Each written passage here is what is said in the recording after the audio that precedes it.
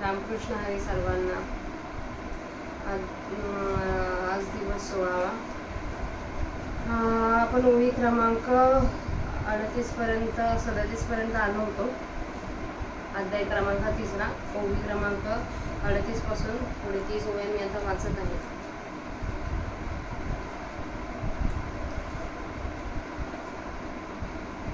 वेळेअभावी आणि माझ्या मोबाईलमध्ये स्पेस नसल्यामुळं मला रोजचं रेकॉर्डिंग करता येत नव्हतं. तरी आता माझे अजून 2 रेकॉर्डिंग बाकी आहे. तरी पण मी शक्य तेवढा होईल तेवढा प्रयत्न करत असते रोजच्या रोज माझं वाचण्याचा. तर आता मागच्या भागात आपण पाहिलं होतं अर्जुनाला ते श्रीकृष्णाने ज्ञानयोग म्हणजे काय आणि कर्मयोग म्हणजे काय हे सांगण्यास सुरुवात केली होती. तर ज्ञानयोग म्हणजे ज्ञानयोग म्हणजे जे साधक लोक निष्णात होऊन एखाद्या गोष्टीला ज्ञान मार्गाने मिळवतात आणि तिथेच परमात्मा स्वरूपाची तन्मयता त्यांना प्राप्त होते, तो म्हणजे ज्ञानयोग. आणि कर्मयोग म्हणजे आधी 5 मिनिटं आणि कर्मयोग म्हणजे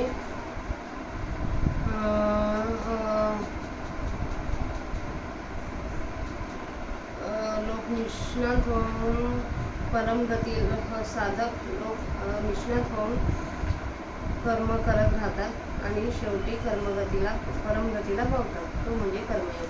आता त्याच्या पुढचे मी वाचते. हे मार्ग तरी दोन्ही परी एकावटी निरानी, जैसे सिद्ध साध्य भोजनी तृप्ती एकी, का पूर्वापार सरिता भिन्न दिसती पाहता, मग सिंधुमळणी ऐकता पावती अधीनासे पावती शेखी, कैसे दोन्ही येमते सूचिता एका कारणादी, परी उपस्थिती योग्य ते अधीनायसे, देखे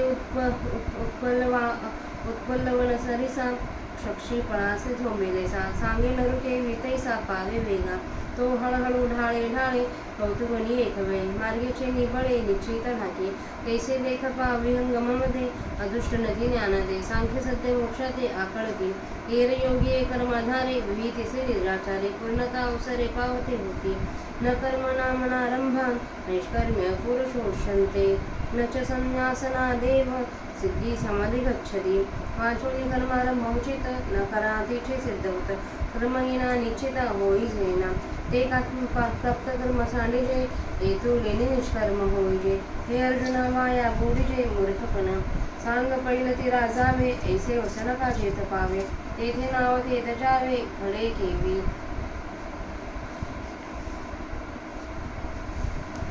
ना तरी तृप्ती इच्छिजे तरी कैसेनी पापू न केजे, की सिद्ध ही न सेविजे केवी सांगे. आधी तो रिमोट दे माझा. केवी सांगे जव निर्तता नाही तव व्यापारू असे पायी, मग संतुष्टीचा ठाई कुंठे सहजे, म्हणून ऐके पार्था जया निष्कर्मपदी असता, तया उचित कर्म सर्वता त्याज्य नव्हे, आणि आपुली या चाळे आपादली हे मांडे, त्यात जिले की तेजिले कर्म सांडे ऐसे आहे, हे वायाची सैरा बोलजे उपल तरी देखा पाहिजे, परित्यजात कर्म न त्याचे विभ्रांत मानी, न हे कच्छ तीक्ष्णमपि जातु तिष्ठत कर्मकृत, कार्यते वशाः कर्म सर्व प्रकृतीचे गुण, जव प्रकृतीचे अधिष्ठान तव सांडी मांडी हे अज्ञान, जे चेष्टा ते गुणाधीन आपैसे असे, देख विहित कर्म जे तुले ते सळे जरी ओसंडिले, तरी स्वभाव काय निमाले इंद्रियांचे, सांगे श्रवणी एका वेठेले, ती नेत्रची ते जगेले, हे नासरंध्र झाले परमळू नेगे, ना तरी प्राणपान गती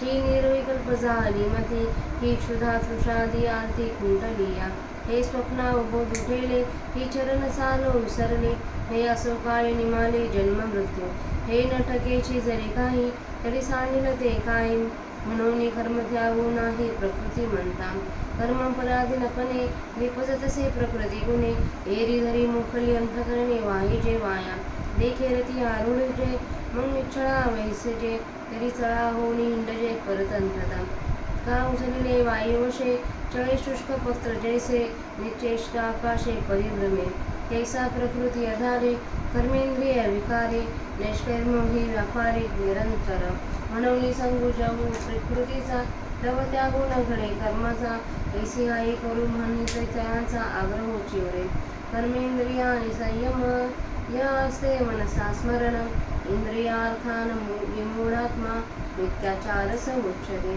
जे उचित कर्म सांडती मग निष्कर्म हो पाहती परिकर्मेंद्रिया प्रवृत्ती निरधोळी दया कर्म त्यागे न घडे जे कर्तव्य म्हणे सापडे वरी नटती ते पुढे दरिद्र जाण ऐसे ते पारथा विजयासक्त सर्वथा ओळखावे तत्वता येते भ्रांती नाही आता देईचे अवधान प्रसंगी तुझे सांगेन या नैराश्याचे चिन्ह धनुर्धरा यस्त्विंद्रियानि मनसा नियम्यारभते अर्जुन कर्मेंद्रिया कर्मयोग मस्तकता न विश्यते जो अंतरी दृढ परमात्मा रूपी गुरु बाह्य तरी दृढ लौकिकी जैसा तो इंद्रिया अज्ञान खरी विषयांचे भय न धरी प्राप्त कर्मना वेरी उचित जेजे तो कर्मेंद्रिया कर्मी राठका तरी न नियमी तरी तेथेची न उर्मी झांफळेना तो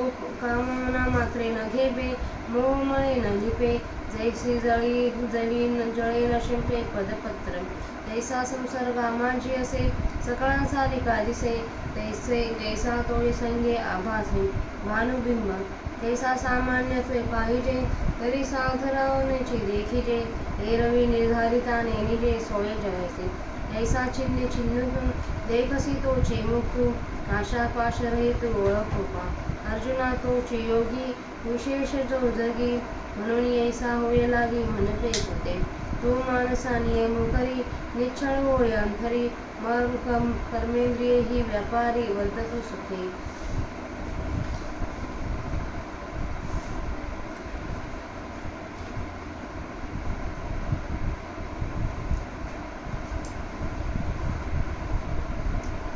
तर आपण आता ह्या ओव्यांचा मराठीत अर्थ मी वाचते तुम्ही ऐका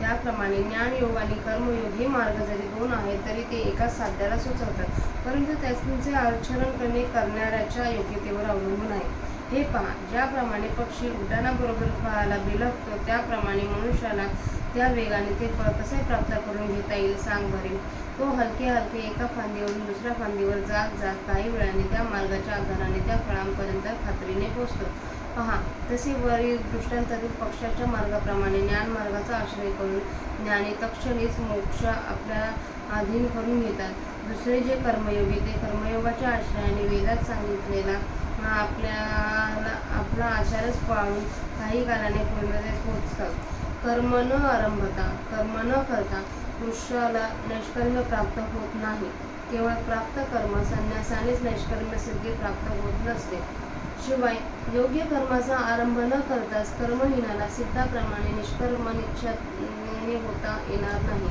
किंवा अधिकार परत्वे आपल्या भागाला आलेले हे कर्म टाकून द्यावे एवढ्याने निष्कर्म व्हावे हे बोलणे अर्जुना व्यर्थ व मूर्खपणाचे आहे पलीकडील तीराला कसे जावे अशी जेथे अडचण पडली आहे तेथे नावेचा त्याग करून कसे चालेल सांग बरं अथवा जर भोजनापासून तृप्तीची इच्छा आहे तर ते स्वयंपाक न करून कसे चालेल किंवा तयार असलेला स्वयंपाक न सेवन करता कसे चालेल सांग जोपर्यंत निरच्छता प्राप्त झाली नाही तोपर्यंत कर्म करणे ते राहणारच असे समज व मग आत्मतृप्ती प्राप्त झाली असता कर्म सहज थांबते म्हणून अर्जुना आई ज्याला नैष्कर्म्य स्थितीची तीव्र इच्छा आहे त्याने आपले विहित कर्म टाकणे मुळीच योग्य होणार नाही आणखी असे पहा की आपल्या इच्छेप्रमाणे कर्माचा स्वीकार केला असतो ते घडते आणि कर्म सोडल्याने कर्माचा त्याग होतो असे आहे काय हे उगीच काहीतरी बोलणे आहे याचा नीट विचार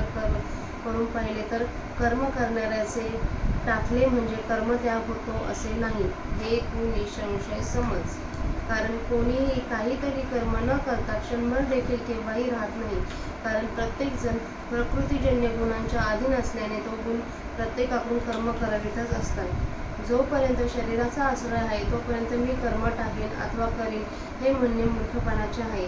कारण की जेवढे म्हणून कर्म घडणे आहे ते स्वभावतः गुणांच्या अधीन आहे. पहा, जेवढे म्हणून विहित कर्म आहे तेवढे हट्टाने जरी करावयाचे सोडून दिले तरी इंद्रियांचे स्वभाव नाहीसे झाले आहेत काय? सांग, कानांनी ऐकण्याचे बंद झाले आहे का? किंवा अथवा डोळ्यांनी पाहण्याचे सामर्थ्य गेले आहे का? या नाकपुड्या बुजून वास घेईनाशा झाल्या आहेत काय? अथवा प्राण व आपण या दोन वायूंच्या क्रिया थांबल्या आहेत काय?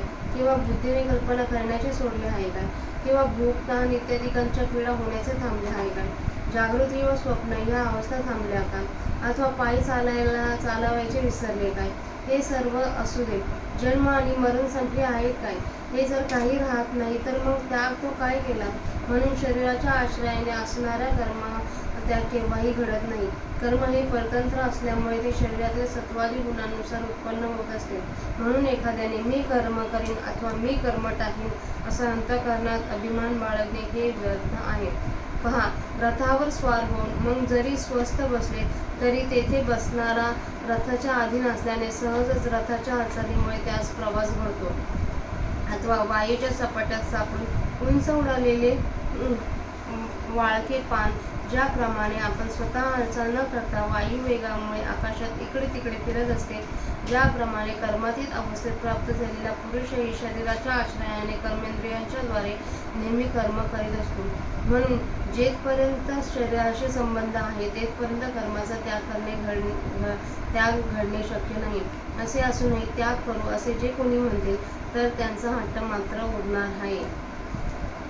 जो कर्मेंद्रिय नुसती आवरून मनात विषयांचे चिंतन करीत राहतो तो अत्यंत मूढ बुद्धी होय, त्याला दांभिक असे म्हणतात. जे पुरुष आपल्या वाटेला आलेले कर्म टाकतात व त्या योगी कर्मातील अवस्थेला पोहोचू पाहतात, परंतु केवळ कर्मेंद्रिय प्रवृत्तीचा निरोध करूनच त्यास कर्मत्याग तर घडत नाही, कारण त्यांच्या अंतःकरणात कर्तव्य बुद्धी असते. असे असूनही ते बाह्यकारी कर्मत्यागाचा जो डौल आणतात ते खरोखर दैन्य आहे असे समज. अर्जुना, असे ते लोक खरोखरच केवळ विषयासक्त आहेत असे निसंशय समज. अर्जुना, प्रसंग आलेला आहे म्हणून तुला या निष्काम पुरुषांचे लक्षण सांगतो, इकडे तू लक्ष दे. पण हे अर्जुना, मनाने इंद्रियांचे नियमन करून जो आसक्त न होता कर्मेंद्रियांनी कर्मयोगाला आरंभ करतो म्हणजे कर्मेंद्रिय कर्मात राबवतो त्याची योग्यता विशेष होय. आता श्रीकृष्ण कर्मयोगा ज्या माणसाने स्वीकारला त्याची काय योग्यता असते ते सांगतात. जो अंतर्यामी निश्चळ व परमात्म्याच्या स्वरूपात घडलेला असतो आणि बाहेरून मात्र लोकांप्रमाणे व्यवहार करीत असतो, तो इंद्रियांना हुकूम करीत नाही आणि विषय बातील अशी त्यास भीती नसते. तो अधिकार परत्वे प्राप्त झालेले जे विहित कर्म त्याचा अनादर करीत नाही. कर्मेंद्रिय कर्मे करीत असली तरी त्यांना तो पुरुष आवरीत नाही, पण त्यामुळे उत्पन्न होणाऱ्या विकाराने तो लिप्त होत नाही. ज्याप्रमाणे पाण्यातील कमळाचे पान पाण्याने लिप्त होत नाही त्याप्रमाणे तो कोणत्याही कामनेने लिप्त होत नाही व आवेगरूपी मनाच्या योगाने तो मलिन होत नाही. त्या कमळाच्या पानाप्रमाणे तो अलिप्तपणाने संघामध्ये राहतो. तो दिसण्यास सामान्य लोकांप्रमाणे दिसतो. ज्याप्रमाणे सूर्यबिंब पाण्याहून अलिप्त असूनही प्रतिबिंबामुळे पानाच्या संख्येत राहताना दिसते, त्याप्रमाणे वरवर पाहिले तर तो इतर सामान्य लोकांसारखाच दिसतो. बाकी त्याच्या संबंधी निश्चित विचार ठरवू म्हटले तर त्याच्या स्थितीविषयी काहीच कल्पना करता येत नाही. अशा लक्षणांनी युक्त असलेला जो तुला दिसेल तोच आशापाशरहित व मुक्त आहे असे तू ओळख. अर्जुना, जगामध्ये ज्याचे विशेष वर्णन केले जाते असा तोच योगी होय. याकरिताच तू असा हो म्हणून मी तुला म्हणतो. तू मनाला आवरून धर व अंतःकरणात स्थिर हो. मग ही कर्मेंद्रिय आपापले व्यवहार करीत खुशाल राहू देत. तर अशाप्रमाणे दिवस 16वा च्या माझ्या ओव्या वाचून झाल्या आहेत. काही चुकलं असेल तर क्षमा करा. म्हणजे चांगलं असेल ते आचरणात आणा. थँक्यू सर्वांना. जय रामकृष्ण.